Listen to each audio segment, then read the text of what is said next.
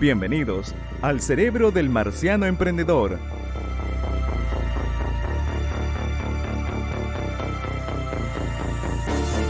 Un podcast para reflexionar y discutir negocios de otro mundo con Miguel Ángel Ruiz.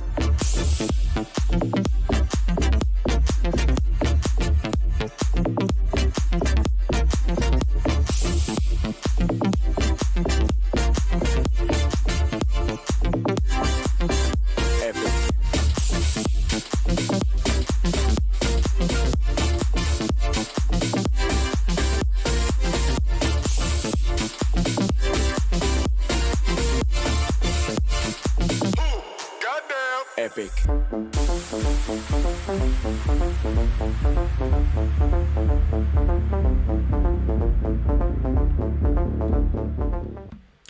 ¿Cómo están? Está activado el micrófono, está activado el micrófono. ¿Cómo están? Sean todos bienvenidos a un nuevo capítulo de Negocios de Otro Planeta. Muchas gracias por estar conectados en este nuevo capítulo. Estoy bastante contento por las elecciones presidenciales. Para los que no saben y los que no están escuchando de otro país, hoy día 21 de noviembre del 2021, se me olvidan los años ya, esta cuestión de la pandemia y la crisis social se desordenó todo. Se celebraron en lo que es ahora es la primera vuelta de las elecciones presidenciales, donde fuimos parte de esto, no tan solo porque fui a votar, sino porque hicimos como implícita, mi primera startup, un estudio sobre las elecciones presidenciales. Y buscamos entender cuáles eran las asociaciones subconscientes que tenían los candidatos políticos con diferentes temáticas, conceptos y atributos, como educación, salud, etcétera, etcétera, etcétera. Entonces hicimos un estudio, invertimos mucho tiempo, esfuerzo técnico, humano, en hacer esta primera versión de nuestro estudio implícita. Hemos trabajado por meses en implícita, no lo habíamos querido anunciar porque evidentemente todavía era un prototipo, estamos trabajando en los algoritmos, en los funcionamientos. De hecho, el primer estudio fue en un estudio tremendamente rústico. Hicimos un estudio, lo levantamos y nuestros resultados, que ya deberían estar disponibles en este momento, estoy grabando tarde por esto mismo, por el tema de las elecciones presidenciales, ver los números y todo eso, estaría disponible en www.implicita.cl. Ahí podrían descargar el estudio, el reporte del estudio completo, y podrían estar al tanto de toda la información de los resultados y las asociaciones subconscientes. Lo curioso de esto, comentando sobre esto mismo, para seguir hablando de neuromarketing, porque al fin y al cabo el test que nosotros utilizamos se llama IAT, que es parte de la psicología social. Ya vamos a hablar un poquito más adelante de eso, se los voy a comentar a grosso modo ahora. Lo que buscamos con el IAT es estudiar cuáles son las asociaciones subconscientes que tienen ciertas características, atributos o conceptos a marcas, productos, servicios o personas, en este caso candidatos políticos. Entonces queríamos saber, por ejemplo, de los 6 candidatos políticos, descartamos a Artés por temas metodológicos que no nos alcanzaba dentro de esto, por temas tecnológicos más que metodológicos, y tampoco porque ¿cuánto sacó? Un 1% de votaciones, si es que 100.000 personas votaron por él, así que era como inocuo sacarlo. Por ejemplo, el término lucro, ¿a quién es más asociado de forma subconsciente? Y el subconsciente se mide por los tiempos de reacción. La idea es que uno responda a este test de la forma más rápida y precisa posible. Entre más rápida sea la respuesta, más subconsciente es. Cualquier respuesta inferior a 2 segundos es una asociación subconsciente, una asociación implícita. Cualquier respuesta sobre 2 segundos es una respuesta racional y por lo tanto podría ser falsa. Hicimos este estudio, evidentemente preguntamos intención de voto porque era necesario, y nuestros resultados daban este orden: José Antonio Kast como ganador, Boric como segundo, tercero Parisi, muy alejado de los dos primeros, después venía Sebastián Sichel, seguido de Proboste, terminamos con Meo y al último asumíamos que estaba Artés. Y así se dio en las votaciones. Hoy día, en este momento, con el 90% de las mesas escrutadas, ¿no? Con el 90% de las mesas escrutadas, a pesar de que fallamos bastante en los porcentajes. Por ejemplo, José Antonio Kast para nosotros, en nuestro estudio sacó un 41% y de votación se sacó un 29%. Aún así, le acertamos en el orden, dado este estudio, ¿no? Y estamos bien contentos porque nos demuestra que nuestra herramienta está bien encaminada, la metodología está comprobada y por lo tanto podemos tener resultados bastante interesantes. Así que estoy sumamente contento. Un poco frustrado por lo N, porque si lo hubiéramos chuntado, o sea, acertado no tan solo al orden, sino también los porcentajes, hubiera sido hermoso. En este concepto la acertamos a través de este estudio. Fue un estudio que hicimos con 99 personas, 69 test se fueron considerados finalmente porque los otros no habían terminado y por lo tanto, como no terminaron, no se consideraron. Se consideraron solo aquellos que estaban terminados y fue maravilloso los resultados, así que vamos a hacer una segunda versión para la segunda vuelta. Ya lo estamos preparando, lo tenemos listo ya, lo queremos tener listo esta semana o la otra semana para ya comenzar a hacer el estudio de segunda vuelta. Va a estar entretenido porque si obtenemos resultados que son interesantes con lo que teníamos ahora, nos va a dar mucho que hablar. Por ejemplo, nosotros descubrimos que las asociaciones positivas que tenía el candidato José Antonio Kast, que fue el ganador en este caso de lo que hoy día es la primera vuelta, las asociaciones positivas estaban a conflicto de la Araucanía y seguridad, que son dos conceptos que están profundamente impregnados en la figura de José Antonio Kast. Y nos dimos cuenta que, por ejemplo, la Araucanía sacó un 40% de votaciones en la Araucanía. Fue mayoría absoluta en la Araucanía. Y eso no tiene que ver con que hay fascistas en la Araucanía, tiene que ver con que hay un conflicto y ven en la figura de José Antonio Kast la respuesta. Pero de forma negativa está asociado el lucro, por asumo porque es empresario y quizás su visión de que es alguien asociado al gran empresariado. Y no tan solo el lucro, sino también las mujeres. Está asociado de forma negativa al tema mujer. Por otro lado, el candidato Boric estaba asociado de forma positiva a recreación y tiempo libre, tenencia responsable de mascotas y salud mental. Algo bastante curioso sobre eso. Y de forma negativa estaba asociado a ser mentiroso y a economía, dado su último desempeño con su sobrenombre El Cifras, ¿no? Así que estamos bastante contentos, como les cuento ya este reporte. Si están viendo el video podcast, mañana a las 11 de la mañana, o sea, hoy día lunes a las 11 de la mañana, el estudio ya está liberado, lo pueden ver en www.implicita.cl. Si están escuchando el podcast, que los podcasts lo lanzo hoy día mismo, domingo en la noche, lo más probable es que en el momento que lo esté lanzando el podcast debería ya estar disponible en la página web, ya estamos trabajando en eso. Así que estamos bastante contentos. Ya mandamos una nota de prensa a distintos periodistas. Esperamos que alguna nota salga por ahí y podamos tener algo bien interesante, ¿no? Ok, después de esa introducción, muy interesante por mí, espero que sea también tan interesante para ustedes, hablemos de los que nos convoca. Estamos en la serie de neuromarketing o Consumers Neuroscience o Consumers Neuroscience. Consumers Neuroscience. Consumers. Ok. Consumer Neuroscience. Y estamos hablando, quedamos en que el 98% de nuestro proceso de decisión es subconsciente. Entonces, ¿cómo entendemos a este cerebro? El neuromarketing busca entender cómo el cerebro toma decisiones en ambientes comerciales. Eso busca el neuromarketing. A todo esto, hablé. Hola, soy Miguel Ángel Ruiz. No, yo llegué y hablé, no me acuerdo si saludé. Para los que no me conocen y están escuchando este podcast quizás por primera vez, le invito a que revise los capítulos anteriores. Mi nombre es Miguel Ángel Ruiz, más conocido por todos como Mars, en el mundo del neuromarketing como NeuroMars. Y en TikTok como el marciano emprendedor. Y vamos a hablar sobre esto porque hay distintos modelos o teorías de cómo funciona el cerebro, ¿sí? El cerebro es tremendamente complejo y cuando entre más estudiamos de neurociencia aplicada, más nos damos cuenta que es más difícil entenderlo. Las conexiones, las áreas de... El cerebro se ha tratado de dividir en distintas cosas, como los hemisferios cerebrales. Vamos a hablar un poquito sobre eso, ¿no? El hemisferio izquierdo, el hemisferio derecho, el hemisferio creativo y el hemisferio racional. Después de eso, estábamos dividiéndolo, se dividió por lóbulos, lóbulo temporal, lóbulo parietal. Y después lo comenzamos a dividir por áreas, el área Broca, el área Wernicke, el área... y comenzamos, ¿no?, a dividir, tratamos de entender el cerebro desde distintas miradas y entre más tratamos de entender el cerebro, más nos damos cuenta que menos sabemos del cerebro. Sabemos más del mar y el espacio que nuestro propio cerebro. Y es tremendamente complejo estudiarlo. Y es tremendamente complejo porque es muy difícil poder penetrar a profundidad en nuestro tan y vasto complejo cerebro. Y es difícil porque tenemos un casco que nos protege, que es el cráneo, ¿no? hay dos grandes tecnologías que son las más utilizadas dentro de las neurociencias en general, no solo el neuromarketing, que es el fMRI o resonancia magnética funcional y el EEG o electroencefalograma.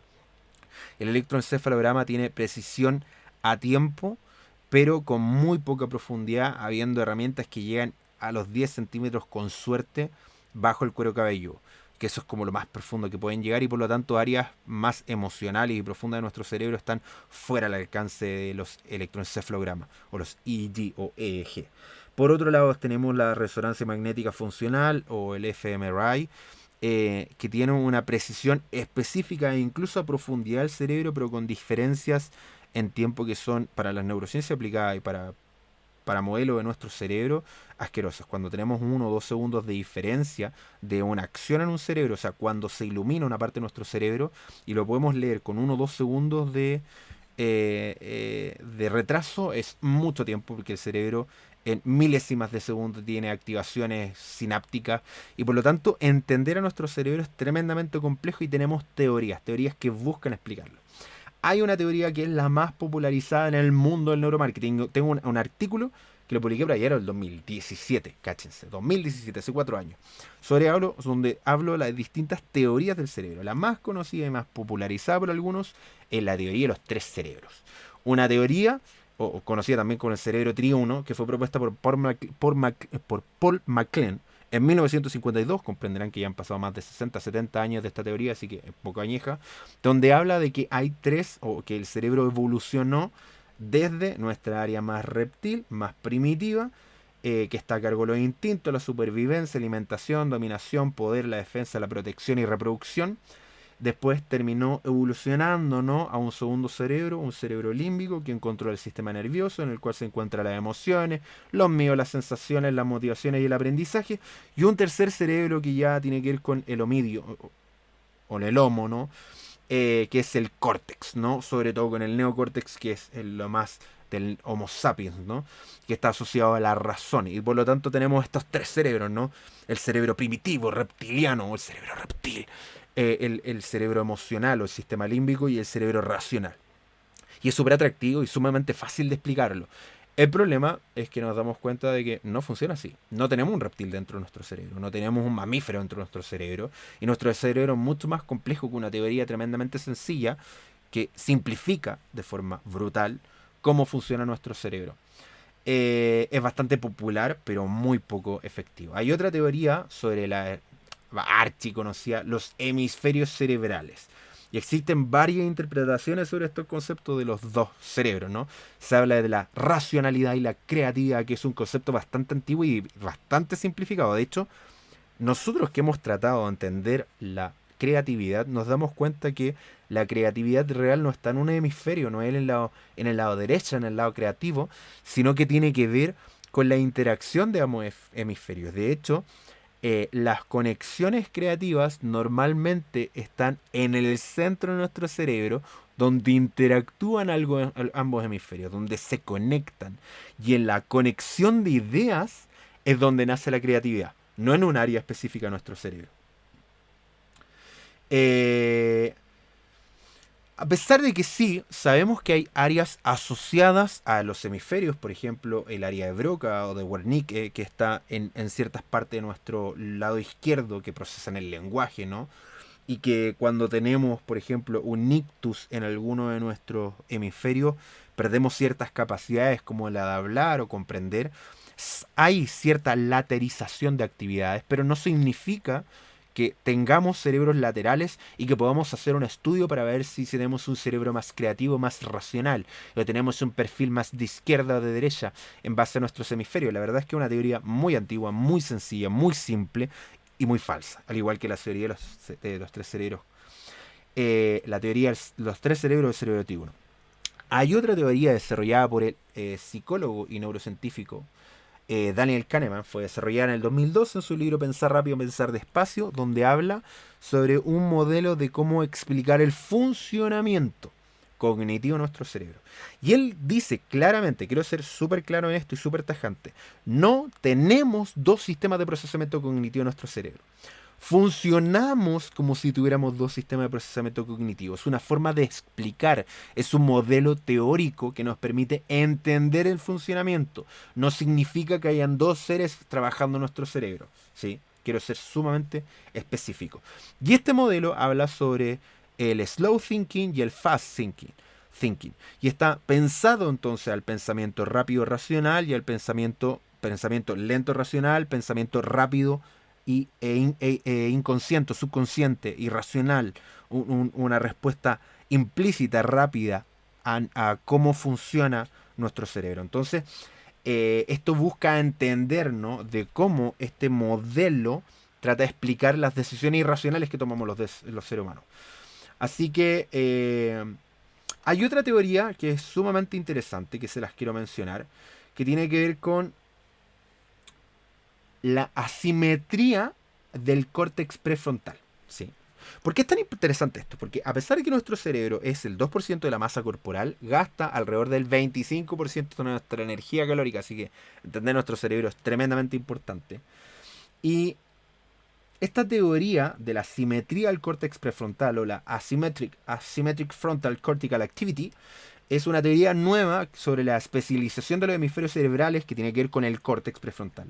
Una representación asimétrica del control procesamiento emocional de los hemisferios que tiene que ver con la parte prefrontal, con la parte de nuestra frente, ¿no? Y esta teoría, de hecho, busca con electrodos entender por qué está asociado a ciertos patrones que están en nuestro cerebro. Esta teoría tiene dos bases, ¿no? El affective balance, que tiene que ver con positivo-negativo, y el motivational directional, que tiene con el approach y el withdraw, o sea, con el acercamiento o con el alejamiento. Y tiene una medición de neurofeedback con diferentes herramientas, normalmente con electroencefalograma, que se ponen con 4 puntos, y son 6 normalmente. Son 4 en las partes centrales, ¿no?, de nuestra frente, y 2 debajo de nuestras orejas para tener un punto de control, ¿no?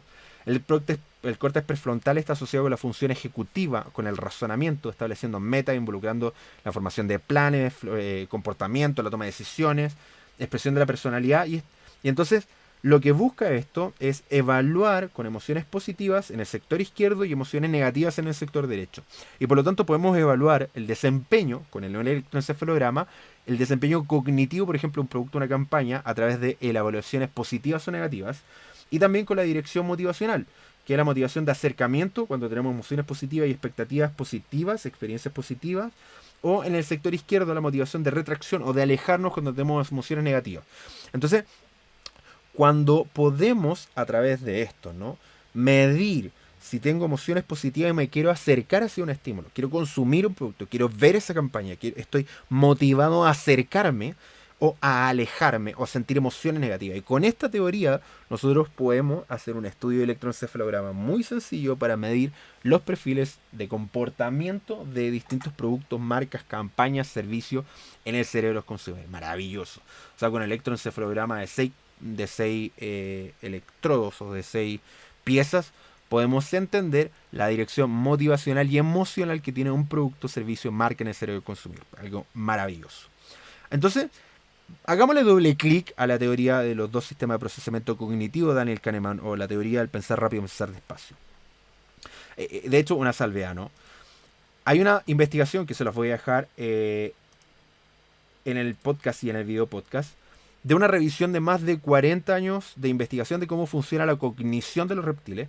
Y los reptiles están lejos de ser esos seres estúpidos que únicamente instintivos representan la errónea teoría del cerebro tribuno o cerebro reptil. No, todavía recuerdo un conferencista de neuromarketing diciendo: susurrale al reptil para vender más. Y es como, no existe un reptil, ¿sí? Te lo digo de ahora. Y esta teoría, la teoría de los dos sistemas de procesamiento cognitivo, funciona como si ustedes se imaginaran a un elefante con su domadora. El elefante es el sistema 1, el domador es el sistema 2. Sistema 1, recuerden, es el racional, y el sistema 1 es el sistema 1 es el rápido, es el irracional, y el sistema 2 es el lento o racional. Sí, perdón si me equivoco con esto, porque lo digo tantas veces que a veces lo invierto y eso es muy peligroso, ¿no? Entonces, el pensar rápido es el elefante, el sistema 1, y el pensar lento, yo hablo de sistema 1 y sistema 2, por eso me cuesta como en el rápido y lento. Y el sistema 2 es el racional, ¿no? Es el jinete del caballo. Y resulta que yo voy manejando del caballo, del elefante. ¿No? Esto es un elefante, ¿no? El elefante, el sistema 1, sistema rápido. El domador o jinete del elefante, el sistema 2, sistema racional, el sistema lento, ¿no? Entonces, yo voy manejando este elefante y el elefante se mueve donde se le para el culo. Pero, cuando se mueve a la derecha y yo lo quería mover a la izquierda, después digo, es que no, yo quería ir a la derecha, la verdad, es que sí. Y me justifico de forma racional de una decisión que tomé de forma emocional. Así es como normalmente nuestro cerebro post-racionaliza la información de las decisiones que nosotros tomamos. Así que el sistema 1, nuestro piloto automático, toma decisiones poco elaboradas mirando el contexto y hace suposiciones. Recuerden que lo que hace ese sistema es calcular el futuro, observa la información que está en el ambiente, captura esta información y en muy pocos milisegundos, incluso segundos, 2 segundos máximo, nos ayuda a tener una percepción completa de nuestro entorno, a veces fallida. Y el sistema 2 vigila y controla el sistema 1. Y cuando hay una incongruencia en nuestra visión, en el discurso, lo que estoy escuchando, se despierta como una señal de alerta, diciendo, compadre, algo está fallando acá, ¿no? Entonces, el sistema 1 procesa la información rápida, disponible para dar una respuesta eficiente, no efectiva, y el sistema 2 nos ayuda a procesar la información racional. El problema del sistema 2 es que tiene un ancho de banda, así que funciona de aquí para acá. Si se pasa de aquí para acá, empieza a sobrecargar nuestro cerebro. De hecho, cuando nosotros utilizamos el sistema 2, nuestras pupilas se dilatan. De hecho, si viéramos, las pupilas no solo se dilatan con marihuana y drogas, señora, también se dilatan con el impacto cognitivo y emocional. Entonces, si midiéramos el crecimiento de la pupila, la variación de una pupila de alumnos de cálculo 4 haciendo una prueba, se darían cuenta que tendrían el ojo negro de la dilatación pupilar que tenían, ¿no? Las pupilas se dilatan, las pulsaciones por segundo aumentan, empezamos a sudar, sufrimos un fenómeno que se llama ceguera al cambio, el change blindness. Porque estamos tan enfocados en una tarea que no podemos prestar atención a todas las cosas que pueden cambiar alrededor nuestro.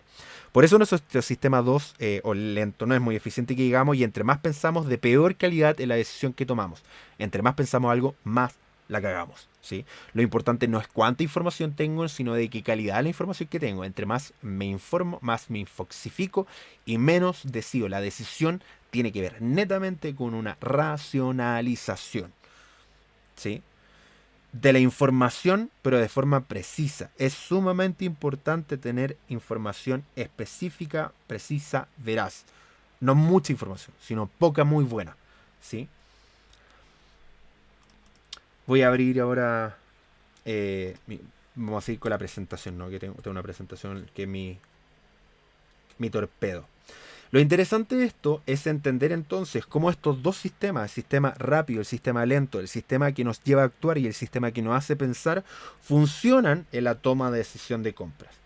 De hecho, Donald Kahn, un neurólogo, dice que la diferencia esencial entre emoción y razón es que la emoción nos lleva a la acción, mientras que la razón nos lleva a elaborar conclusiones. Dicho de otra forma, entre más bla bla racional tú le digas a tu cliente, lo único que vas a tener es una reflexión, y entre más lo conectes emocionalmente vas a tener el shut up and take my money, que es lo que asumo todo emprendedor quiere. Scott Talgo, un experto en branding, dice que una marca que llega a su mente consigue un comportamiento, pero una marca que llega a su corazón consigue un compromiso, y eso tiene que ver directamente con la conexión emocional. Ahora, ¿cómo funcionan estos dos sistemas de procesamiento cognitivo? El sistema rápido, que nos ayuda a decidir, y el sistema 2 lento, que nos hace pensar nomás.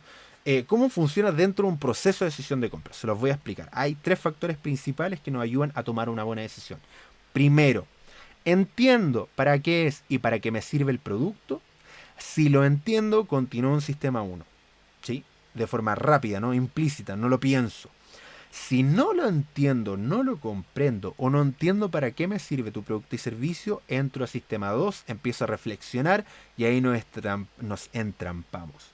Tenemos que la gente entienda desde un principio qué hacemos, qué carajos hacemos, cuál es nuestra funcionalidad, cuáles son nuestros beneficios, para qué me sirve tu producto y servicio. Si tu cliente no entiende para qué es tu producto y servicio, no te va a comprar. La gente no compra cosas que no entiende a menos que estén de moda. No entiendo, pero todos lo tienen, necesito tenerlo.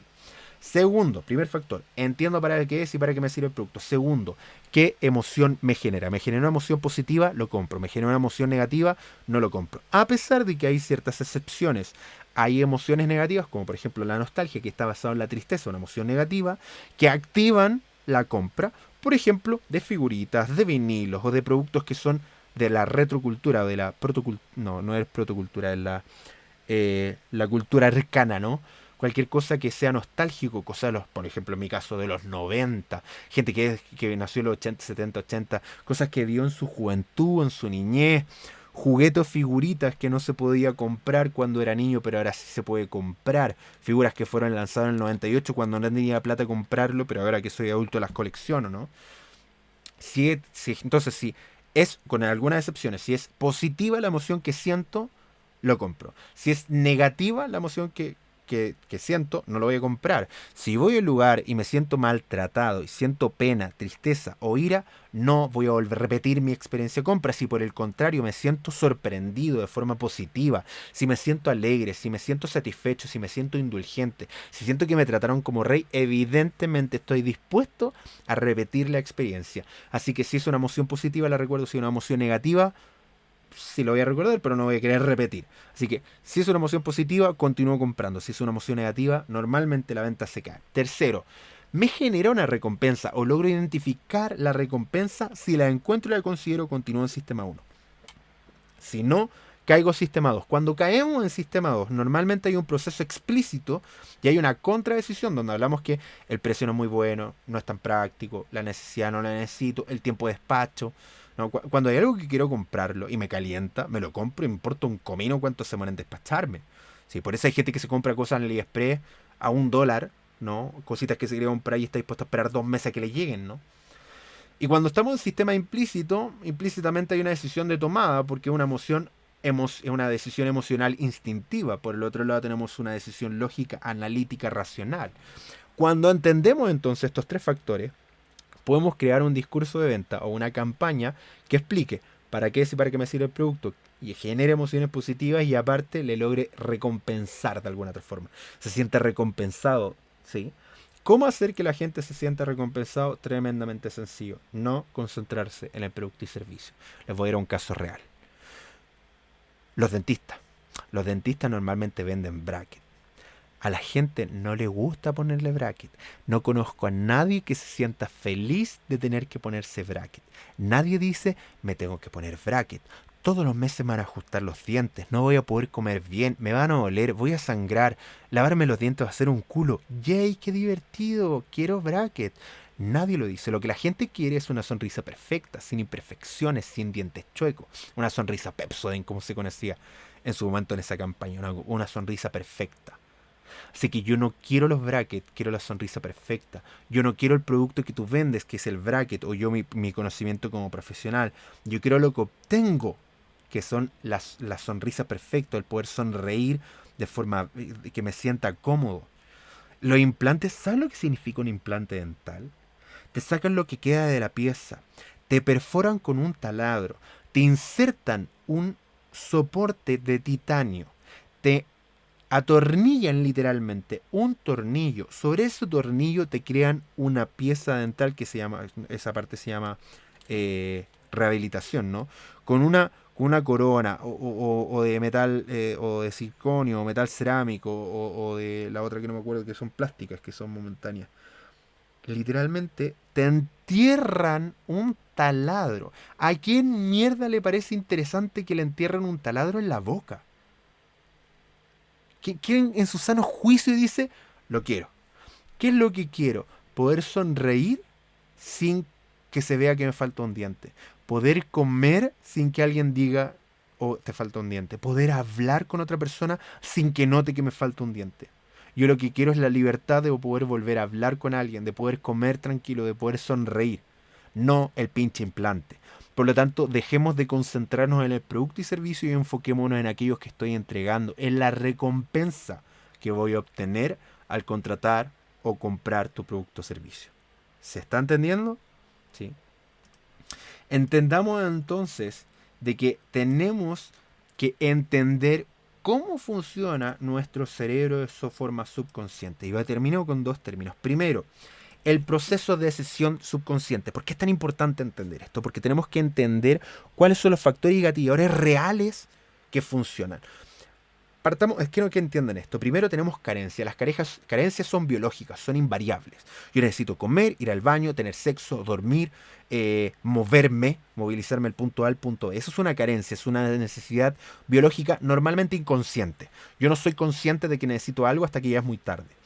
Cuando esa carencia pasa cierto umbral, la amígdala libera cortisol y se aprieta el botón de pánico, que es la amígdala de nuestro cerebro, y se despierta el miedo. Es el miedo lo que nos motiva normalmente a la acción.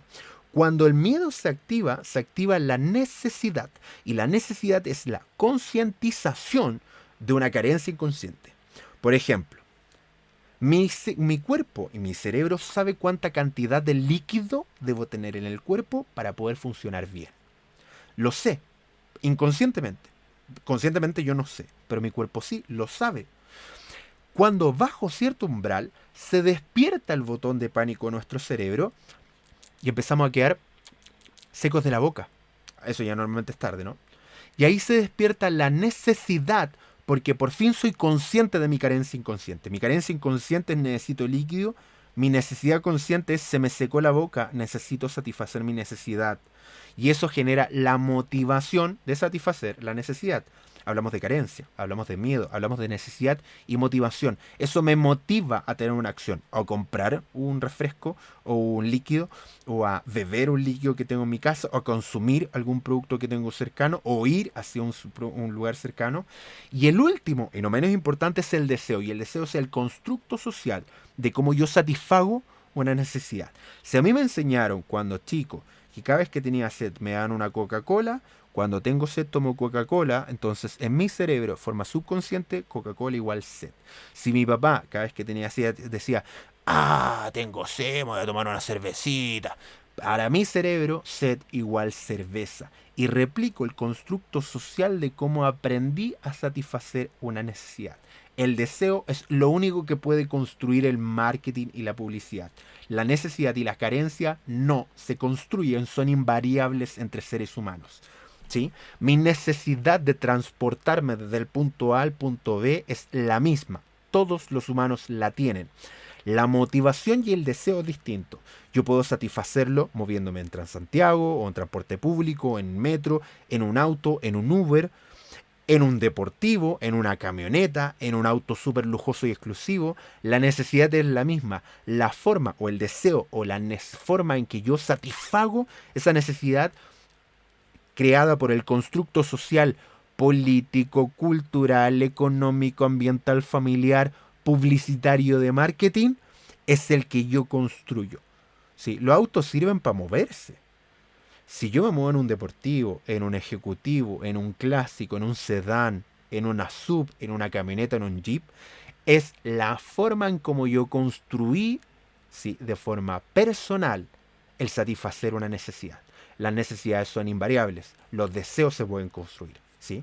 Clase marketing 1.0 debería ser, aunque todavía hay muchos profes que dicen que el marketing construye necesidades, como péguense un tiro. ¿Cuáles son los 4 factores que de forma irracional o impulsiva afectan o componen la compra? Primero, recuerden entonces, nuestro sistema automático, las decisiones automáticas. Y estas decisiones automáticas están influenciadas por la heurística o la forma en cómo normalmente a través de nuestra experiencia, pasado, constructo social, educación, cultura familiar, yo satisfago esta necesidad de forma inmediata, automática. Tengo sed, pienso el tiro en un refresco, en una bebida, en una marca, en agua, o en licor, o en cerveza. Después está lo emocional. Lo emocional puede influenciar mi decisión de compra. Si un vendedor sonríe, voy a estar dispuesto a comprarle. Si un vendedor tiene cara de perro, una cara enojada, va a desinhibir mi venta. No quiero acercarme a ese compadre, me quiero ir. Tercero y no menos importante, el consciente. Siempre es importante. No somos tan monos potocolorados. Somos seres racionales. Somos seres emocionales que podemos racionalizar. El raciocinio es algo importante. No tan solo tenemos que conectar emocionalmente con nuestros consumidores, sino también tenemos que hacer que se sientan inteligentes. Inteligentes. ¿Sí? Que se sientan inteligentes a la hora de comprar nuestro producto. ¿Sí? Tenemos que entender entonces que tenemos que darle argumentos lógicos racionales para que él pueda justificar de forma racional e inteligente su compra. Y lo cuarto, no menos importante, el factor cultural. El contexto cultural afecta el cómo yo satisfago mi necesidad. El cómo consumimos los chilenos es distinto a cómo consumen los peruanos, los colombianos, los brasileños, los gringos, los de Estados Unidos, los australianos, los franceses, los japoneses. Todos tenemos constructos sociales que influyen en nuestra conducta. Y entonces es normal, ¿sí? En Estados Unidos, cuando tengo sed, tomar X producto. Es normal en Chile, cuando tengo sed, X producto. Que normalmente son productos distintos, porque nuestra cultura, nuestra forma de comprar, determinada por el territorio cultural y el ambiente en el que estamos, nos influyen y afectan. Todo cambia. Incluso los sectores. En Colombia no hay un colombiano, hay 5 colombianos. El de Barranquilla compra distinto al de Bogotá, el de Bogotá distinto al de Medellín, el de Medellín distinto al de Cartagena. En Chile ocurre lo mismo, la gente de regiones compra totalmente distinta a la gente de Santiago. Claro, como el 50-60% de la población se concentra en Santiago, la mayoría de las marcas estudia Santiago y se acabó.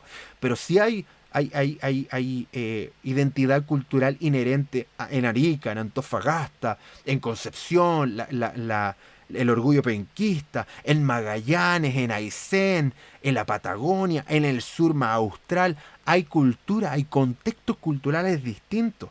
Y por lo tanto tenemos que entender estos contextos culturales para entrar con campañas, productos, marcas, servicios que logren conectar con nuestro consumidor. En el siguiente capítulo, en el próximo capítulo que tengamos, vamos a hablar de cómo funciona el neuromarketing por fin. Y vamos a desvelar cómo funciona esta fascinante herramienta que hasta el día de hoy permite a marcas conectar con su consumidor. Soy Miguel Ángel Ruiz, conductor de este podcast, Negocios de Otro Planeta. Muchas gracias por estar conectados. Denle like, por favor, si están viendo esto en cualquiera de nuestras plataformas. Compártanlos con su amigo. Deje sus comentarios si está viendo el video podcast en YouTube. En la cajita de comentarios de acá abajo, denle me gusta. Aquí está el me gusta. Aquí está el me gusta. Aquí está el me gusta. Dale me gusta. Deja tus comentarios, hazme preguntas, te las puedo responder a través de un video, en un podcast, a través de una respuesta en el mismo chat. Así que muchas gracias por estar conectado. Recuerden mis redes sociales, Neuromars en Facebook y en Instagram, Mars-777 en Twitter, en LinkedIn y en YouTube me pueden encontrar como Miguel Ángel Ruiz Silva. Neuromars.wordpress, sí, neuromars.wordpress.com es mi blog. Tengo de estos artículos, pero por millones, para que lo puedan leer y entender cómo funciona la psicología social y el neuromarketing, el marketing y el cerebro del consumidor. Y por supuesto, mi sexual y único TikTok, El Marciano Emprendedor. Así que muchas gracias y nos vemos en un siguiente capítulo de Negocio de Otro Planeta. Gracias por todo. Nos vemos. Chao, chao.